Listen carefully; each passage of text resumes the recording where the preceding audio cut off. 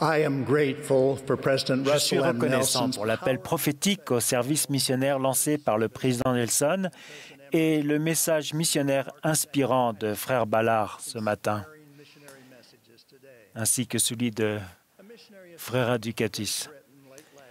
Une visite que j'ai faite à des fins missionnaires en Grande-Bretagne à la fin de l'année dernière m'a permis de réfléchir aux manifestations spirituelles précieuses qui ont motivé ma décision de faire une mission. Lorsque j'avais 15 ans, Joe, mon cher grand frère, avait 20 ans, âge à partir duquel il était possible de faire une mission. Aux États-Unis, à cause de la guerre de Corée, très peu de membres étaient autorisés à faire une mission. On ne pouvait appeler qu'un seul membre par paroisse et par an. Ça a été une surprise lorsque notre évêque a demandé à Joe d'envisager cette possibilité avec notre père. Joe préparait sa candidature pour entrer en école de médecine. Notre père, qui n'était pas pratiquant dans l'Église, s'était préparé financièrement pour le soutenir et n'était pas favorable à ce qu'il parte en mission. Mon père a suggéré que Joe pourrait faire davantage de bien en allant à l'école de médecine. C'était un problème important pour notre famille. Au cours d'une conversation remarquable avec mon sage grand frère exemplaire, nous avons conclu que sa décision de partir ou non en mission dépendait de la réponse à 3 questions. Premièrement, Jésus-Christ est-il divin? Deuxièmement, le livre de Mormon est-il la parole de Dieu? Et troisièmement, Joseph Smith est-il le prophète du rétablissement? Si la réponse à ces questions était oui, il était clair que Joe pouvait faire plus de bien en apportant l'évangile de Jésus-Christ au monde qu'en devenant médecin plus tôt. Ce soir-là, j'ai prié avec ferveur et une intention réelle. L'Esprit m'a confirmé avec une puissance indéniable que la réponse à ces 3 questions était oui. Cela a été un événement fondateur dans ma vie. J'ai pris conscience que les décisions que je prendrais tout au long de ma vie dépendraient de ces vérités. J'ai aussi su que je ferais une mission si j'en avais l'occasion. Au cours d'une vie entière de service et d'expérience spirituelle, j'ai compris que la véritable conversion est le résultat de l'acceptation consciente de la volonté de Dieu et que nous pouvons être guidés dans nos actions par le Saint-Esprit. J'avais déjà un témoignage de la divinité de Jésus-Christ en tant que sauveur du monde. Cette nuit-là, j'ai reçu un témoignage spirituel du livre de Mormon et de Joseph Smith, le prophète. Joseph Smith était un instrument. Votre témoignage sera fortifié lorsque vous saurez dans votre cœur par vos prières que Joseph Smith, le prophète, était un instrument entre les mains du Seigneur. Au cours des 8 dernières années, l'une de mes tâches au sein du Collège des 12 apôtres a été d'examiner et de lire tous les documents et écrits remarquables de Joseph Smith, ainsi que les travaux de recherche qui ont conduit à la publication de la série « Le livre Les Saints ». Mon témoignage de l'appel divin de Joseph Smith et l'admiration que j'ai pour lui ont été grandement fortifiés après avoir lu les détails inspirants de sa vie et de son ministère préordonné en tant que prophète. La traduction par Joseph du livre de Mormon par le don et le pouvoir de Dieu est un élément essentiel du rétablissement. Le livre de Mormon est cohérent, magnifiquement écrit et contient les réponses aux grandes questions de la vie. C'est un autre témoignage de Jésus-Christ. Je témoigne que Joseph Smith était juste, rempli de foi et un instrument entre les mains de Dieu pour faire paraître le livre de Mormon. Les révélations et les événements rapportés dans les doctrines et alliances fournissent les clés, les ordonnances et les alliances nécessaires au salut et à l'exaltation. Ils énoncent non seulement les éléments essentiels nécessaires à l'établissement de l'Église, mais aussi une doctrine profonde qui nous permet de comprendre le but de la vie et nous donne une perspective éternelle. L'un des nombreux exemples du rôle de Joseph Smith en tant que prophète se trouve à la section 76 des Doctrines et Alliances. C'est un récit explicite de la vision des cieux, notamment des royaumes de gloire, que Joseph Smith et Sidney Rigdon ont eu la bénédiction de recevoir le 16 février 1832. À cette époque, la plupart des églises enseignaient que l'expiation du Sauveur n'apporterait pas le salut à la majeure partie de l'humanité. Les gens croyaient que quelques personnes seraient sauvées et que la très grande majorité serait condamnée à l'enfer et la damnation, notamment des tortures éternelles de la plus horrible et innommable intensité. La révélation contenue dans la section 76 donne une vision glorieuse des degrés de gloire où la grande majorité des enfants de notre Père céleste qui ont été vaillants dans la vie prémortelle reçoivent des bénédictions profondes après le jugement dernier. La vision des 3 degrés de gloire, dont le plus bas défie toute compréhension, est une réfutation directe de la doctrine alors dominante, mais erronée, selon laquelle la majorité des gens seraient condamnés à l'enfer et la damnation. Sachant que Joseph Smith n'avait que 26 ans, qu'il avait reçu une instruction limitée et qu'il n'était quasiment pas en contact avec les langues classiques à partir desquelles la Bible avait été traduite, il n'y a pas de doute qu'il a vraiment été un instrument entre les mains du Seigneur. Dans le verset 17 de la section 76, il a reçu l'inspiration d'employer le mot « injuste » au lieu de « damnation » qui est utilisé dans l'Évangile de Jean.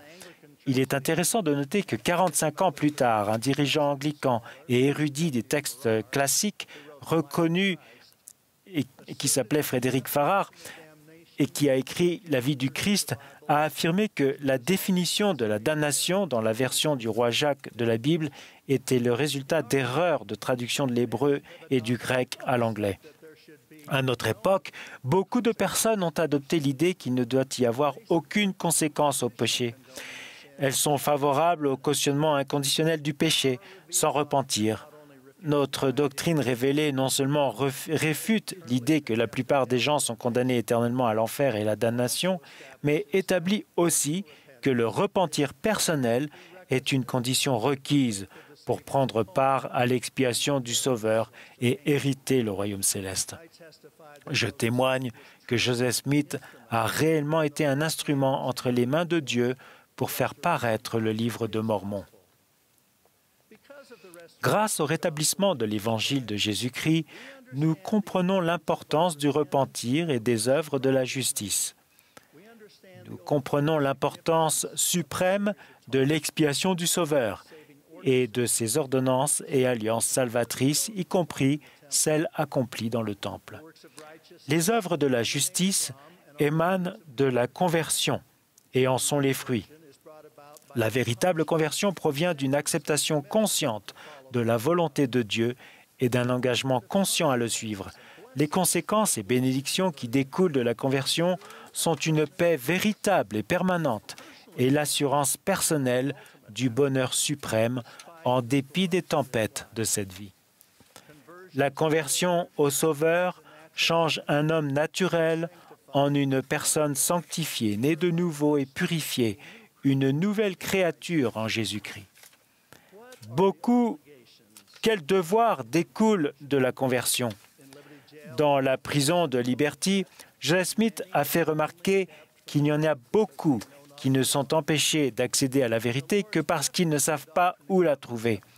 Dans la préface aux Doctrines et Alliances, le Seigneur déclare avec la perspective qui lui est propre le dessein qu'il a pour nous.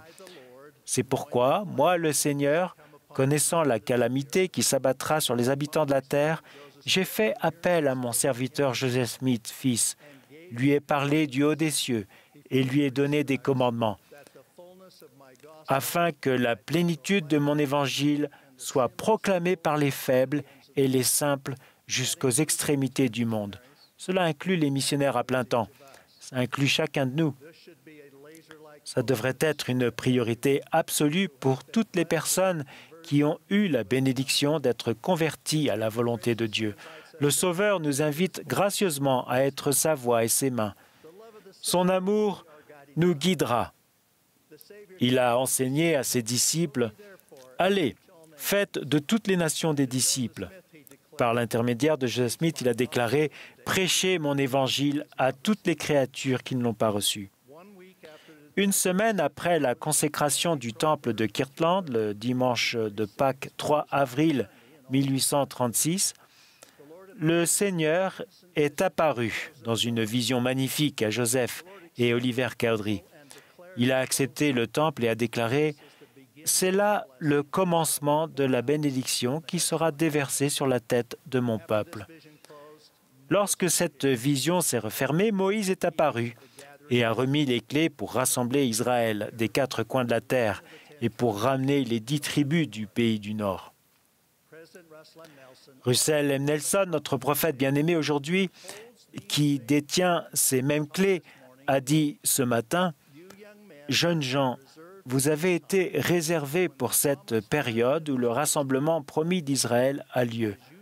En faisant une mission, vous jouez un rôle essentiel dans cet événement sans précédent. Pour que la charge donnée par le Sauveur de faire connaître l'Évangile devienne une partie de notre identité, nous devons nous convertir à la volonté de Dieu. Nous devons aimer notre prochain, faire connaître l'Évangile rétabli de Jésus-Christ et inviter tout le monde à venir et à voir.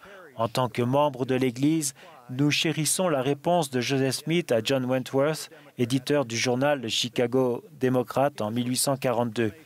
Ce dernier désirait des renseignements sur l'Église. Le prophète Joseph a conclu sa réponse en utilisant l'étendard de la vérité en préface aux 13 articles de foi.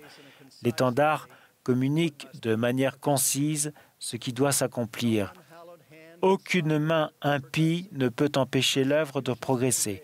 Les persécutions peuvent faire rage, les émeutiers peuvent s'attrouper, les armées s'assembler, la calomnie peut diffamer, mais la vérité de Dieu ira de l'avant hardiment, noblement et indépendante jusqu'à ce qu'elle ait pénétré dans tous les continents, visité tous les climats, balayé tous les pays et résonné à toutes les oreilles jusqu'à ce que les desseins de Dieu soient accomplis et que le grand Jéhovah dise que l'œuvre est terminée. Cela a servi de message de ralliement à des générations de saints des derniers jours, particulièrement des missionnaires.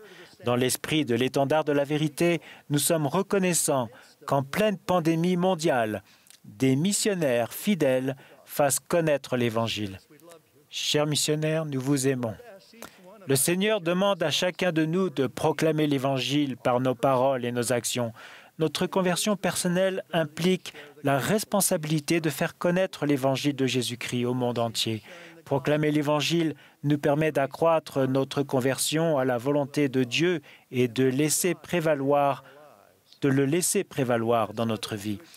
Nous permettons à d'autres de connaître un grand changement de cœur. Il y a une joie éternelle à amener des âmes au Christ. Travailler à notre propre conversion et à celle d'autres personnes est une tâche noble. J'en témoigne. Au nom de Jésus-Christ. Amen.